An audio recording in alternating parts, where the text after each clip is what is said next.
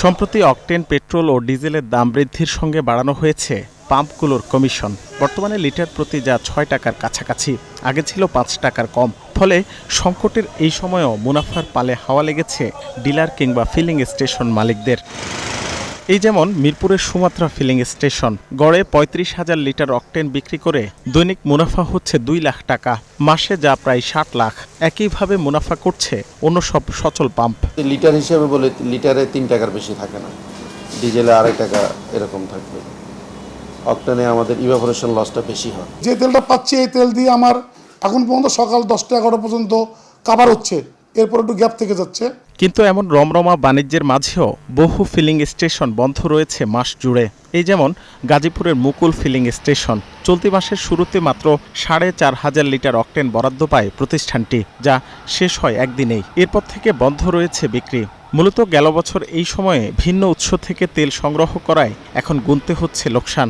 Loss হইলেও যেমন একটা প্রতিষ্ঠান একজন করছে এই হিসাবে যেমন চালায় দিতেছে, কারণ আমাদের তো ডিলারের যে নিয়ম ইয়াসেস মানে অনুযায়ী ওইভাবে আমাদের যাওয়ারই কোনো কষ্ট নেই। না, আমাদের তো আগের সোর্স নেই, আমরা তো মেঘনারই ডিলার। আমাদের কেনাকাটা, আমাদের হিসাব নিকাশ সবই মেঘনার সঙ্গে। আগে আমি সব জায়গায় তেল পাইতাম, এখন আমি সব জায়গায় তেল পাই না।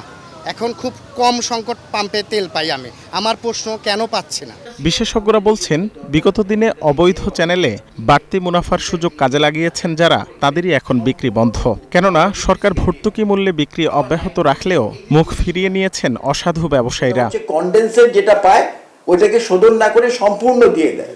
আরেকটা হচ্ছে যেটাকে ওটা শোধন করে, যেটা বিপিসিতে যাওয়ার কথা সেটা ওখানে দিয়ে দেয়। তো এইটা অনেক দিন ধরে চলছে এবং এই কারণে আমরা জানি যাদের ভালো ভালো গাড়ি আছে তারা ঢাকার বাইরে কোনো পাম্পে নিতে চায় না, ইভেন ঢাকার মধ্যেও অনেক পাম্পে নিতে চায় না। বিপিসির তথ্য মতে সংকটের শুরু থেকে সুপার পেট্রো, অ্যাকোয়া ও পেট্রোম্যাক্সের মতো বেসরকারি রিফাইনারিগুলো থেকে অকটেন, পেট্রোল ও ডিজেলের আমদানি বেড়েছে। ফলে বিগত দিনে এই প্রতিষ্ঠানগুলোর বাড়তি উৎপাদন কোথায় সরবরাহ হতো সেই প্রশ্ন তুলছেন বিশেষজ্ঞরা। আমাদের অকটেন আর পেট্রোলের এই পুরা সমষ্টিগত যে ডিমান্ড, এটা কন্ট্রোলের মধ্যে এবং মিডল ইস্ট ক্রাইসিসের মধ্যেও আমরা এটা ম্যানেজ করতে পারতাম, কিন্তু কি কারণে এটা যে কন্ট্রোলের বাইরে চলে গেছে এটা খুব ভালো করে অনুসন্ধান করে দেখা উচিত। তবে জ্বালানি তেলের গ্রাহকদের ভোগান্তির পেছনে আরেক বড় কারণ বর্তমানে বিপিসির সংকোচন নীতিও। রাকিব হোসেন, ৭১, ঢাকা।